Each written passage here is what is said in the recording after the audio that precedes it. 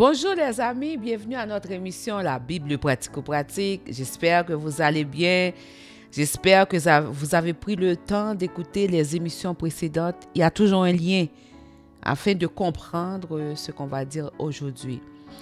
En fait, j'imagine que beaucoup de gens me voient et demandent mais pourquoi elle aime Jésus comme ça? Pourquoi elle parle de Jésus? Peut-être que c'est une question que toi, mon ami, tu as posée. Mais aujourd'hui, tu vas le savoir. Je vais te dire pourquoi. Donc, le titre de l'émission d'aujourd'hui, pourquoi? Eh bien, voilà. Je vais vous parler principalement de ma vie d'abord et de la parole de Dieu pour montrer que vraiment, la Bible, elle est vraiment pratico-pratique. C'est une parole qui est applicable, qui peut être appliquée dans toutes les circonstances de nos vies, donc dans la vie de tous les jours. Amen. Donc, juste pour vous dire, j'étais un bébé dans une baignoire en avant de ma maison. Ma mère me faisait tremper dans l'eau pour un instant. Et qu'est-ce qui est arrivé? Il y a quelqu'un, un étranger qu'on ne connaissait pas, est arrivé et commençait à me regarder. Donc, il me regardait dans le but d'avoir le contrôle de mon esprit. Quand quelqu'un a le contrôle de l'esprit d'un enfant ou bien de quelqu'un, la personne peut faire tout ce qu'elle veut avec. Donc, c'était ça. Cette personne était venue faire. Il me fixait en voulant distraire ma mère pour faire ce qu'il voulait faire. Mais qu'est-ce que Dieu a fait? Dieu a envoyé une femme qu'on va savoir par la suite qu'elle était une sorcière. Donc, Dieu va l'envoyer pour dire à ma mère, retire l'enfant de l'eau et entre à la maison avec elle tout de suite. Ma mère n'avait pas compris, mais ma mère avait obéi et elle m'a sorti de l'eau. Elle est entrée avec moi. Et ma mère m'a laissé avec une gardienne à la maison. Elle est sortie à nouveau parce que le monsieur était encore là. Et cette femme qui est connue comme une sorcière par la suite, on ne savait pas avant, il y avait des soupçons, mais par plusieurs événements après, ça a été confirmé qu'elle était vraiment une sorcière. Donc, elle n'a pas repris le même chemin. Elle est passée par l'arrière de la maison pour retourner chez elle. Et ce monsieur qui voulait prendre le contrôle de mon esprit, lui, il était comme perturbé. Il cherchait partout pour voir où est-ce que cette femme allait sortir. Et on a compris par la suite qu'est-ce qui s'était passé. Et cette femme sorcière a dit, ce monsieur est venu, était en train de prendre l'esprit de ta fille. Et par la suite, peut-être que j'allais être malade et mourir après. Et peut-être que ma mère allait me retrouver dans le lit en dormant, morte.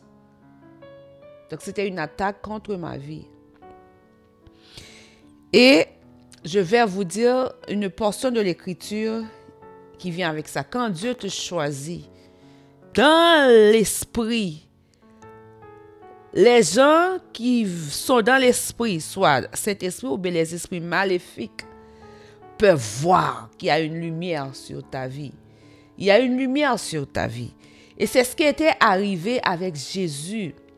Alors que Jésus était venu pour nous sauver, il est le sauveur de l'humanité. Et ça n'a pas changé jusqu'à aujourd'hui et jusqu'à la fin des temps. Il sera le sauveur de l'humanité. Mais de voir qu'est-ce qui s'est passé. Alors que ça allait être sa naissance, il y a les rois mages, c'est des astrologues, des gens qui font la magie, qui ont vu l'étoile. Parfois, on est attiré par la lune, la pleine lune, par les étoiles. Donc, il y a quelque chose de l'astrologie qui vous intéresse, mais c'est juste pour vous dire que ça, c'est de la magie.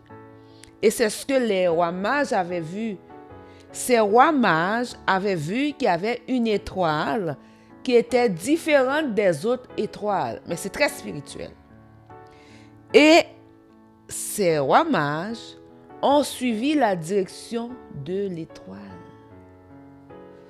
Ils ont suivi la direction de l'étoile.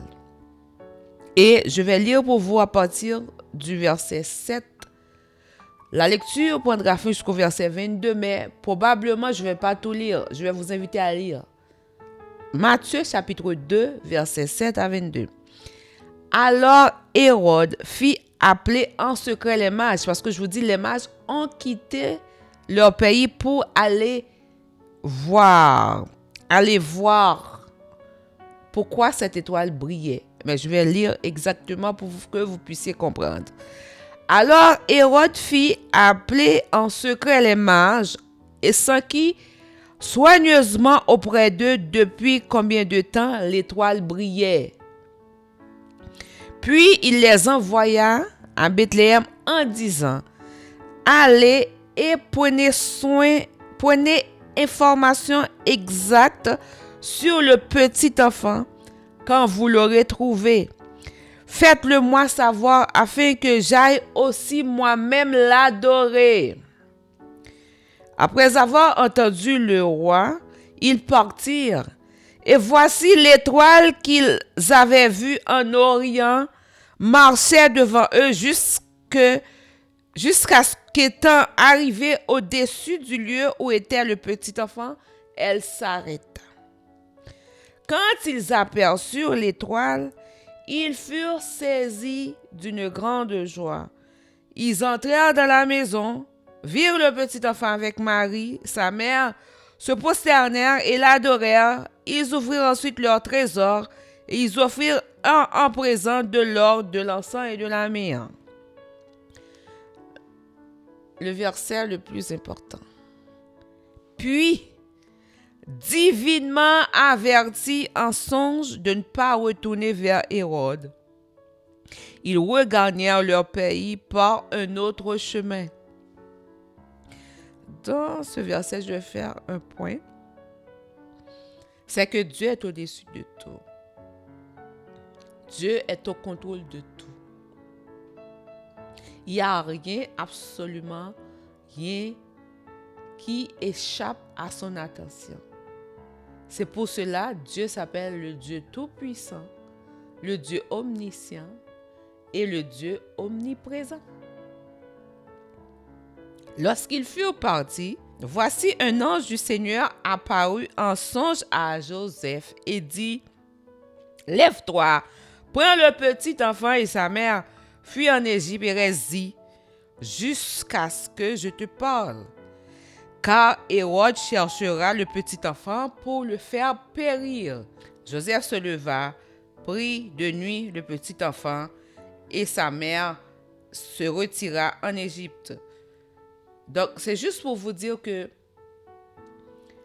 on va voir que Hérode va faire tuer beaucoup d'enfants. Il va faire tuer beaucoup d'enfants quand il a vu que les mages ne se sont pas retournés vers lui.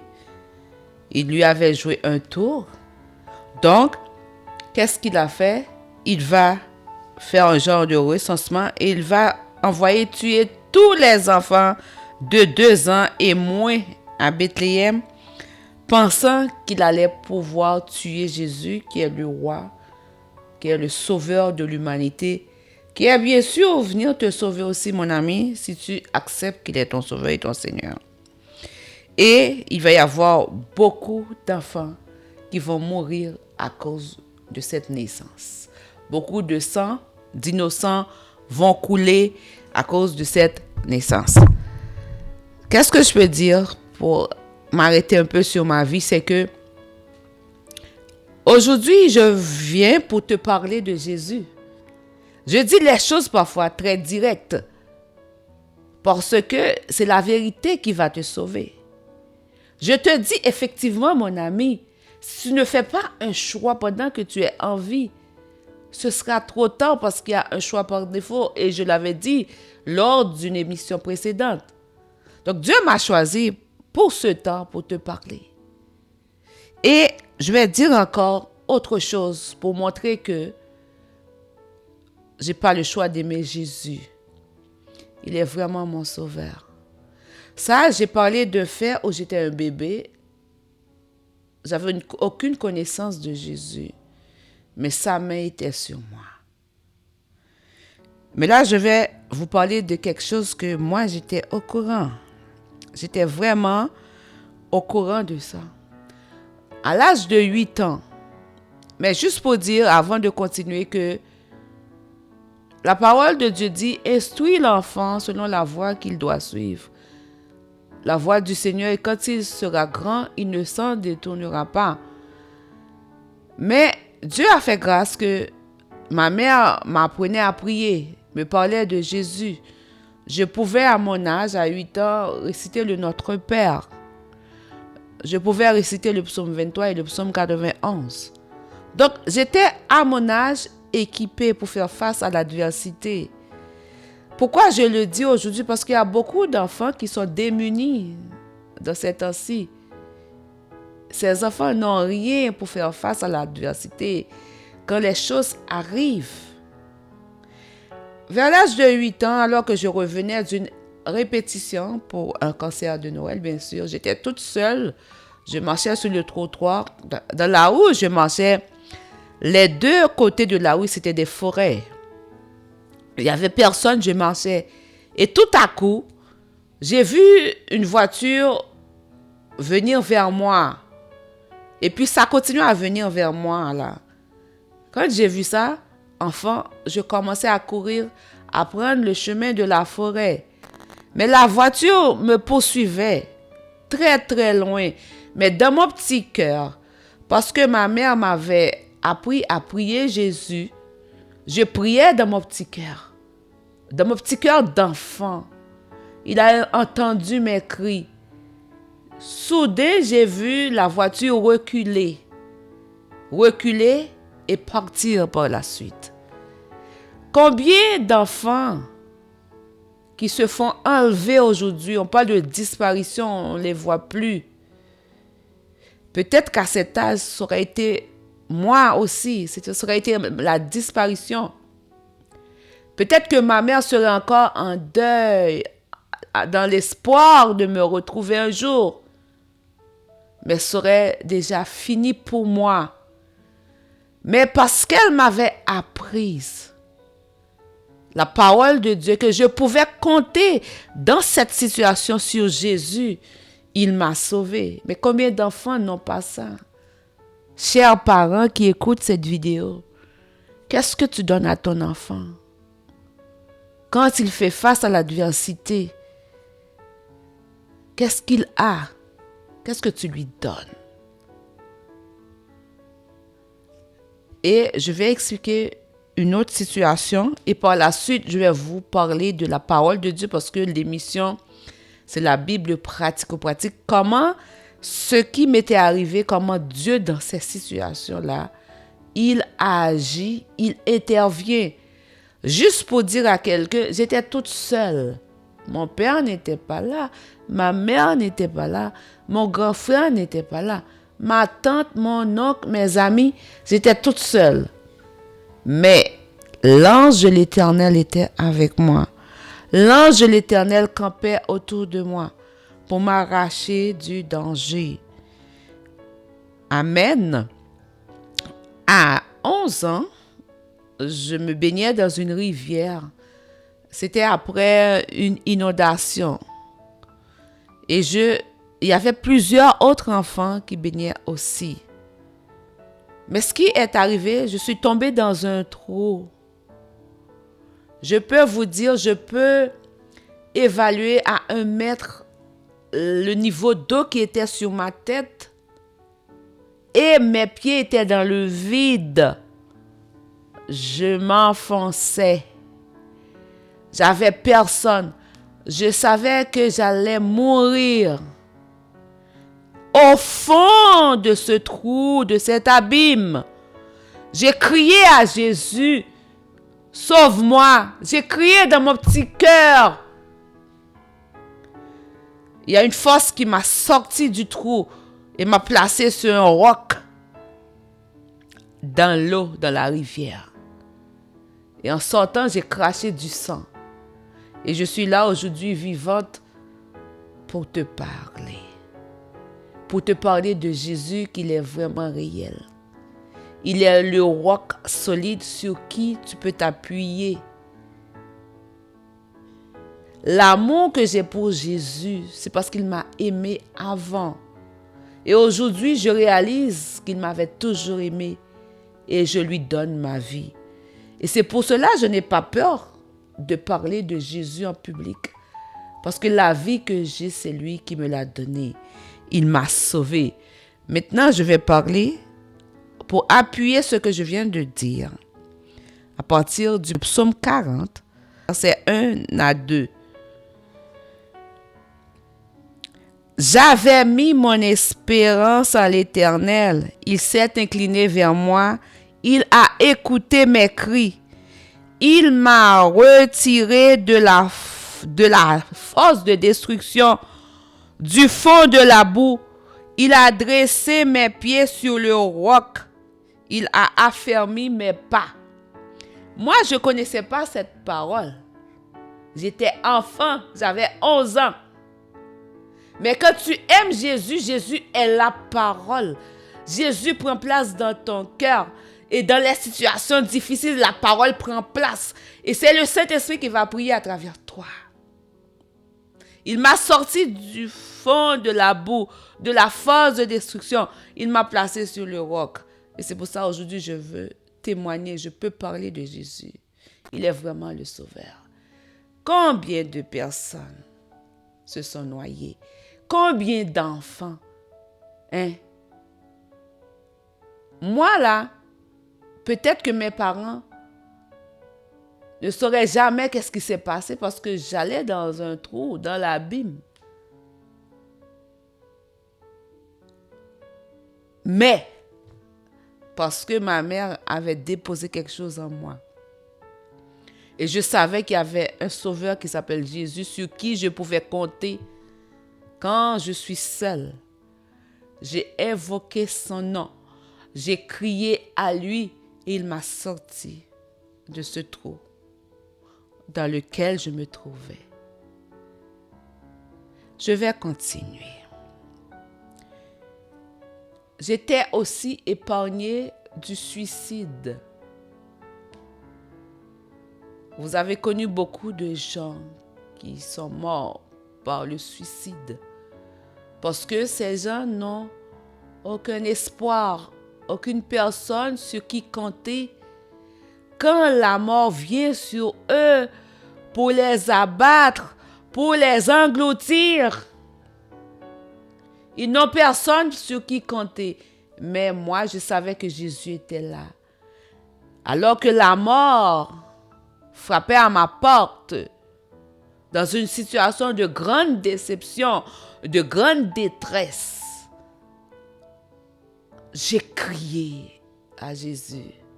Je vais vous dire quelque chose. Aujourd'hui, moi qui parle aujourd'hui, là,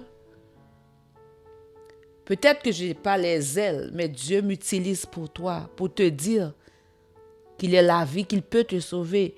Toi qui vis une grande déception et qui penses que la mort semble être plus douce que la vie, je vais te dire non, la mort n'est pas plus douce que la vie. Il y a quelqu'un qui peut te donner la vraie vie parce qu'il me l'a donnée. Il s'appelle Jésus-Christ. À un moment donné, à 30 minutes, juste avant de passer à l'acte, j'avais un plan, je savais quoi faire parce que pour moi, la vie n'avait plus de sens. Jésus a utilisé quelqu'un comme moi, un pasteur qui priait. Et Dieu l'a utilisé pour me dire, ne te fais pas de mal. Et cette parole est entrée dans mon cœur et a changé le plan. Et par la suite, je vais vérifier avec Dieu. Je vais dire, mais Seigneur, est-ce que c'est toi qui m'as parlé? Montre-moi à travers un rêve. Il m'a montré à travers un rêve qu'il m'a donné la victoire. Et pour me donner une parole par la suite dans Ésaïe 54, si vous voulez lire, je ne vais pas lire, où sa parole me dit, tu n'auras pas honte, tu ne seras pas déshonoré, tu oublieras la honte de ta jeunesse. Si je suis là aujourd'hui pour te parler, effectivement, je n'ai pas été déshonoré et j'ai oublié cette honte de ma jeunesse. Je n'ai plus de honte. parce que j'ai crié à lui, alors que je ne savais pas comment j'allais m'en sortir. Mais je savais qu'il y a un Dieu qui délivre quand on crie à lui. Et j'ai crié à lui.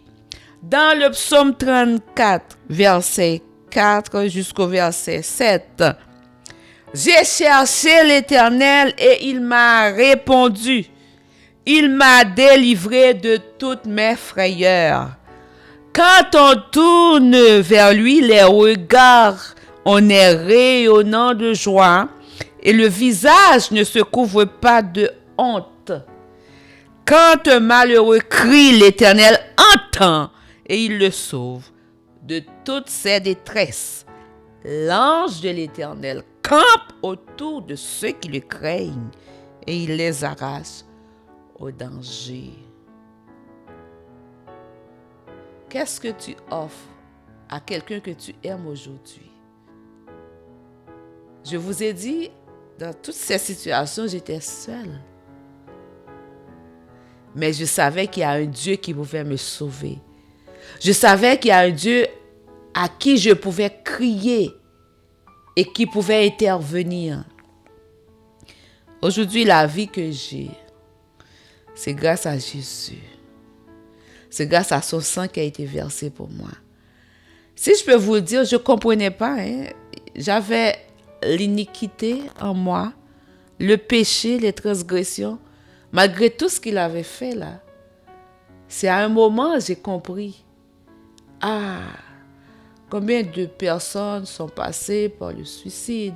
Combien d'enfants ou de personnes sont noyés, sont disparus, sont portés disparus, se font enlever. Et moi, je suis là. Et ce n'est pas parce que je suis forte, c'est parce que la main de Dieu était toujours sur moi.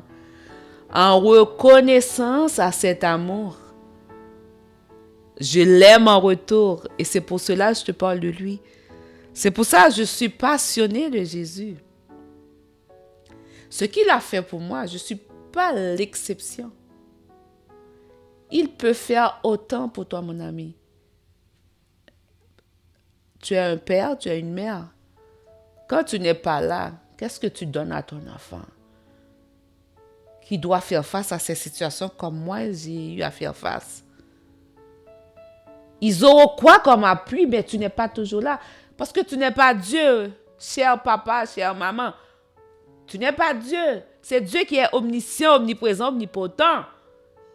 Tu vas manquer des bouts, mon ami.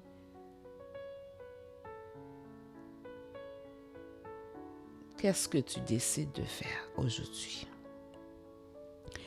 Pour finir, je vais lire cette portion de l'Écriture. Pour te dire, cette parole est la vérité. C'est cette parole qui s'est faite chair, qui nous a donné le Sauveur Jésus-Christ. C'est Jésus lui-même, cette parole. Et c'est cette parole qui sauve. C'est cette parole qui libère. C'est cette parole qui donne la vie. Psaume 116. Pourquoi j'aime l'Éternel? Pourquoi j'aime Jésus? Oui, j'ai un amour fou pour lui parce qu'il m'a aimé d'abord. Et comment je peux témoigner la gratitude, cet amour pur et vrai de mon Seigneur Jésus? C'est en n'ayant pas peur de te parler de lui aujourd'hui pour te dire, écoute, essaie-le donc mon ami. Essaie-le. Il est le roc solide. Dans l'abîme, tu peux compter sur lui, tu peux t'appuyer sur lui. Il est la vie. Quand la mort vient frapper à ta porte pour te détruire, tu peux t'appuyer sur lui, il donne la vie. Il est l'espoir. L'espoir de l'humanité. C'est Jésus. Il est le Sauveur. J'aime l'Éternel car il entend ma voix, mes supplications. Car il a penché son oreille vers moi et je l'invoquerai toute ma vie. Les liens de la mort m'avaient environné et les angoisses du sépulcre m'avaient saisi. J'étais en proie à la détresse et à la douleur. Mais j'ai invoqué le nom de l'Éternel. Ô Éternel, sauve mon âme. L'Éternel est miséricordieux et juste. Notre Dieu est plein de compassion. L'Éternel garde les simples. J'étais malheureuse et il m'a sauvée. Mon âme, retourne à ton repos, car l'Éternel t'a fait du bien. Oui, tu as délivré mon âme de la mort, mes yeux des larmes, mes pieds de la chute. Je marcherai devant l'Éternel sur la terre des vivants. J'avais confiance lorsque je disais, je suis bien malheureuse. Je disais dans mon angoisse, tout homme est trompeur. Comment rendrai-je à l'Éternel tous ses bienfaits envers moi? J'élèverai la coupe des délivrances et j'invoquerai le nom de l'Éternel. J'accomplirai mes vœux envers l'Éternel en présence de tout son peuple. Je m'arrête là, je ne lis pas tout le chapitre.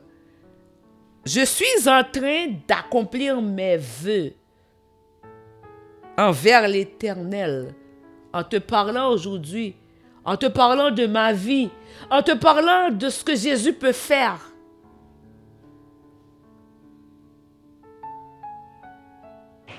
C'est mon offrande, mon action de grâce, parce que je suis reconnaissante. C'est lui qui m'a sauvée. Aujourd'hui, j'imagine que tu as une partie de la réponse parce que je n'ai pas tout dit. Ça aurait été trop long. Peut-être à une autre occasion.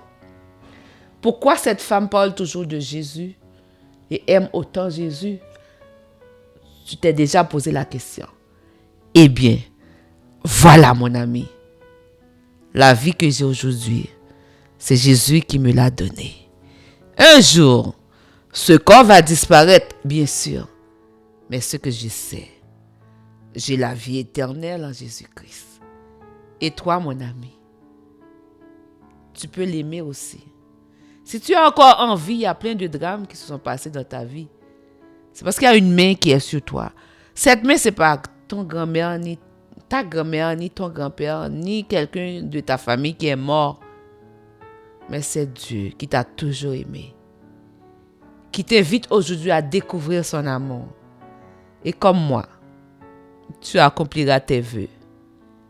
Oui, Dieu est vraiment amour. Il est tellement amour qu'il a envoyé son fils mourir à la croix pour laver tes péchés, pour effacer tous tes péchés et pour faire de toi un enfant chéri, un enfant de son royaume. Pourquoi cette femme parle toujours de Jésus? Voilà pourquoi. Maintenant, tu le sais.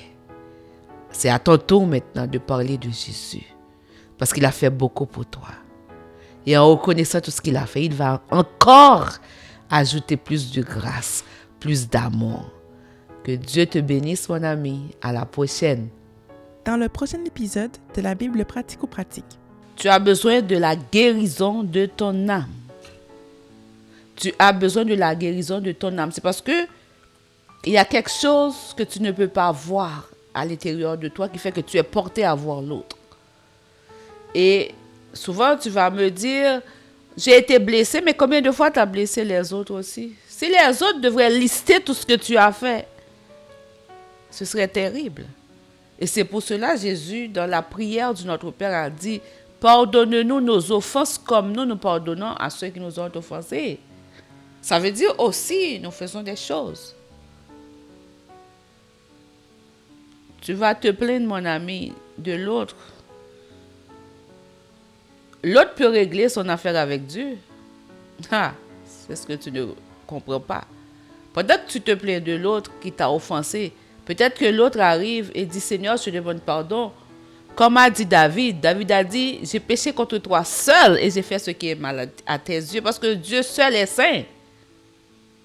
C'est pour cela, Jésus, dans la prière du Notre Père, te demande de pardonner. Mais quand tu gardes ces blessures, c'est comme ça que tu vas voir les autres. Parce que ton âme est blessée.